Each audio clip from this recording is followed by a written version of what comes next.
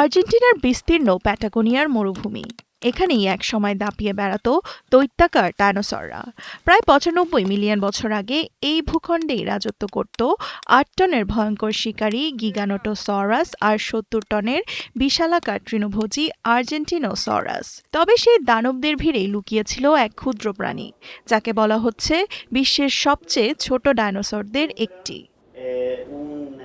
গবেষকরা সম্প্রতি আবিষ্কার করেছেন নতুন প্রজাতির ফসিল বা জীবাশ্ম আল্লাশেট্রি সেরোপলিসিয়েন্সিস, ডাকনাম আল্লা।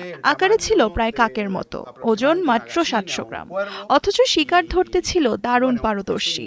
ধারণা করা হচ্ছে টিকটিকি, সাপ, ছোট স্তন্যপায়ী প্রাণী, এমনকি অমেরুদণ্ডী প্রাণীও ছিল এর খাদ্য তালিকায়। এটি আলভারেসর নামে পরিচিত এক অদ্ভুত থেরাপড পরিবারের সদস্য।